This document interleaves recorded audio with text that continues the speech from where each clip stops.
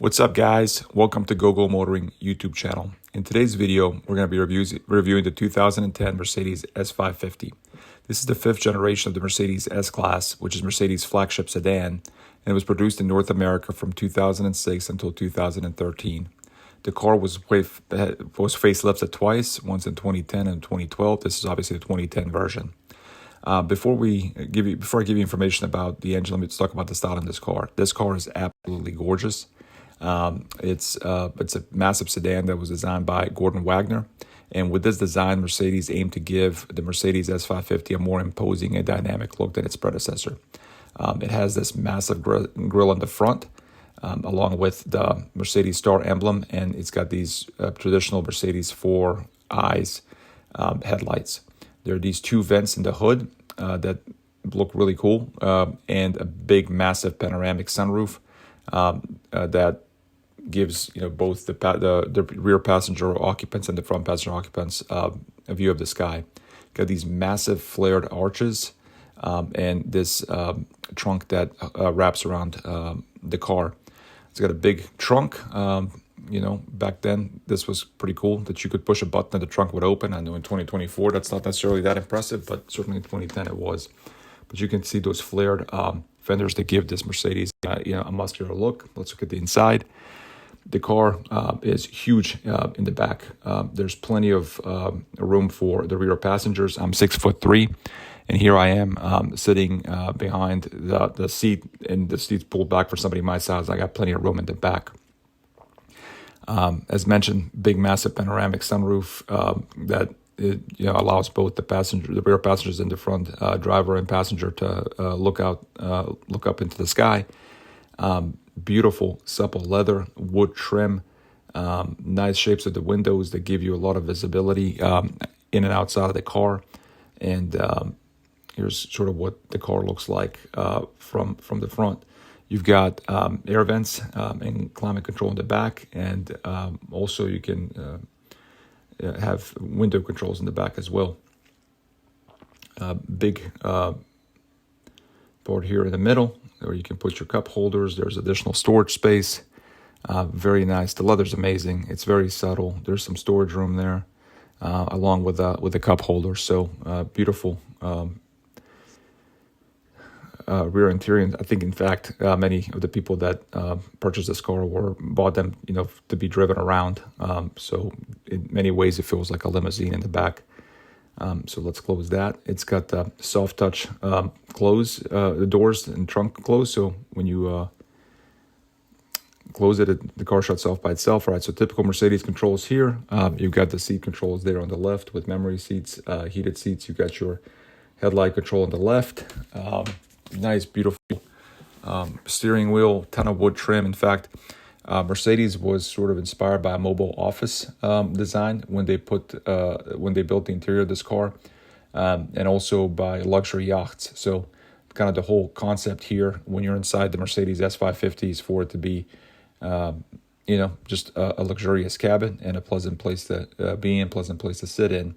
So as you can see, you've got wood trim everywhere. You got wood trim on the steering wheel. You got touch button controls, voice control. And yeah, so paddle shifters there. You can see there in the middle is the speedometer. On the right, you've got the rev counter, and you've got a large screen. So it's a push button start, and kind of 5 gauges there. So you've got the engine temperature control, you've got the fuel gauge, you've got the speedometer and the rev counter on the right, and then you have the Mercedes screen. Nice little compartment here, multi-disc CD changer, cup holders here that, if you don't need to use those, you just have this nice wood trim that keeps everything smooth. You've got this kind of a mouse pad where you can dial the controls, large compartment cubby hole there where you can store different things. And it's beautiful on the inside. Got airbags there, curtain airbags, and just has a very nice, smooth lines. The leather is awesome. The wood trim is awesome, and kind of my favorite part of these Mercedes is that you can see the hood emblem on the front, and that just gives the car, just a nice, luxurious feel. So let's take this car out for a little test drive and give you a little more information about its driving characteristics. So this car is powered by a 5.5 liter naturally aspirated V8 engine, which was known as the M273. And this particular engine produces 382 horsepower and at 6,000 RPM and 391 pound-foot of torque. The car comes with a 7-speed automatic transmission. It goes 0 to 60 in 5.4 seconds, does the quarter-mile time in 13.8 seconds. It has a top speed of 155 miles per hour. The curb weight of this particular car is the 4,465 pounds. If you get some of the models with a bigger engine like the V12 and 4MATIC wheel drive, then that can increase the weight of the car, but this one's about 4,500 pounds. And fuel consumption with this particular car is 14 miles per gallon in the city and 22 miles per gallon on the highway. So, how does this car drive? It drives really well for a car of its size. Again, this is a very long car. So, when it comes to, taking turns with this particular car, it's not going to be like, my Z4 with a short wheelbase. So because of the longer wheelbase, it's not going to be, the car that, turns on a dime.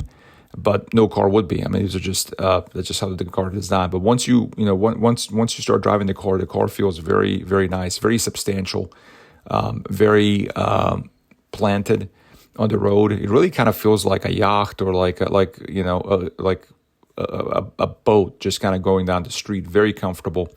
The suspension does an amazing job of protecting you from road imperfection, insulating all that.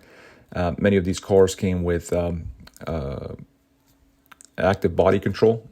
So basically what that is, it's an active suspension system designed to reduce body rolls and improve handling. And in these cars, for example, with the active body control, if you take a turn, like a 90-degree turn, you can actually feel the seat bolsters inflate to keep your body into place so that you're not rolling around when taking turns. But the car's very substantial. That V8 is an interesting engine. It's just one of those engines that kind of gives you the feeling of a freight train. It starts pulling and pulling and pulling and pulling, and it just never stops. So this particular car, like if you take it out on a highway as a cruiser, you can be going 70, 80, 90 miles an hour in this thing and not, it kind of feels like you're going 20 miles an hour. That's how, planted these cars are. Part of it is because they're heavier. They've got a longer wheelbase. The steering is light. So the car does a great job of sort of protecting you from just the feeling of it being a larger car than it is. With any Mercedes, there's a ton of technology that came with these cars. You had the Stronic Plus, which is an adaptive cruise control system. So back then, you would set the cruise control, and the car could maintain a distance between itself and other cars. The car also came equipped with a pre-safe system. So this system could anticipate a collision and would, if it anticipated a collision coming, it would tighten the seat belts, it would adjust the seat positions, and it would close the windows to help protect the occupants. Some cars came equipped with a night view assist, which used infrared lights and camera to improve nighttime visibility.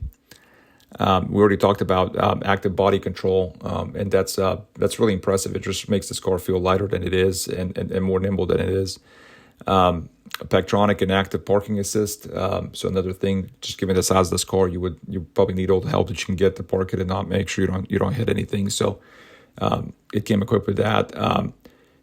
Command infotainment system. So you had navigation, voice control, different types of multimedia features. This is one of the first cars to introduce ambient lighting, so you could actually change the color inside the interior, which I thought was pretty interesting.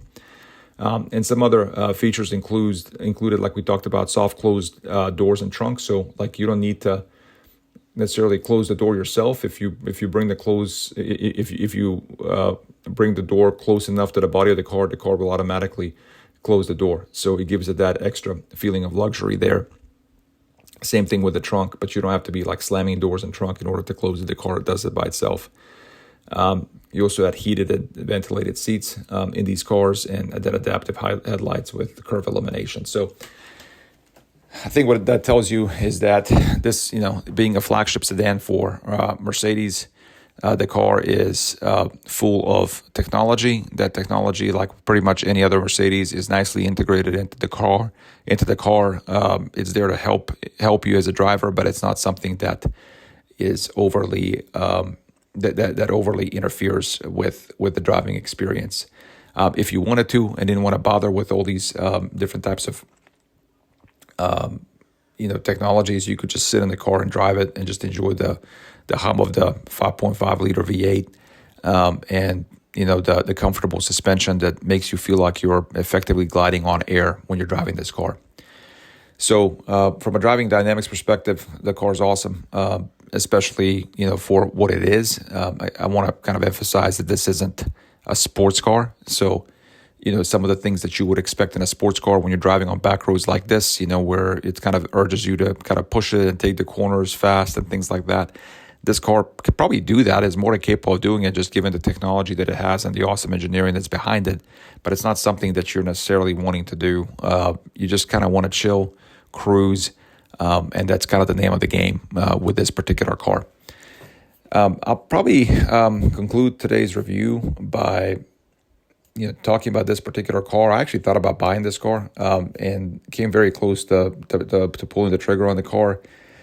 Frankly, the only reason I didn't buy it is because it had kind of a smoker's feel in the cabin. I think somebody may have smoked in this car before, and that kind of ruined it for me. But as you all know, if you've been following my channel, I've been looking for family sedans or like a larger car, just because my kids are getting bigger and I need more space. And this car was, I was very close to pulling the trigger on this particular car. I've always loved the S550. It's always been one of those, impressive cars, like a head turner when you see it on the road. I remember the first time I saw it, and would just always be impressed with its presence. You saw some of the exterior shots of the car. It's actually really difficult to even kind of capture on video how imposing this particular car looks. But it's just a gorgeous car, and I certainly think it's one of those cars that you could daily drive. Obviously, the big issue with these cars generally, like if you go into forums and like what the people are talking about a lot, involves the reliability of the vehicle. Many people, basically argue that these are those cars that you should be leasing, or that you should be buying them while they're under warranty, and then when they're no longer under warranty, you should get rid of them because the repairs on these cars can be quite high. So I think that's probably the major complaint that I've seen, with these cars. Like it's there's nothing against the car. It's just that because this used to be $100,000 car, if something breaks, then the parts that go into making $100,000 car are going to be expensive, and so from a daily driver perspective, I think this would be an awesome car to have, especially with a larger family. But just kind of keep in mind that it's one of those cars that is certainly not the most affordable option that you can go with. But yeah, I mean, again, I'm a big fan of this car. This is actually the second review I've had of this car. I actually reviewed a 2012 as well. So this car continues to be on my radar. It continues to be one of those cars that's on the short list for, a family vehicle. I love this particular generation of the S550. I actually think it looks better than some of the newer generations. I love those flared arches. I love the muscular stance. And the car just is, like I said, one of my favorite cars, and that's why I've reviewed it twice. That's why I came close to pulling the trigger on this one. And frankly, probably would have been driving this car and featuring it on my channel had it not been smoked in, unfortunately. So that's it. If you like this video, please give it a thumbs up. Subscribe to my channel. Stay tuned for more videos. and stay tuned for the next one. Thanks, guys.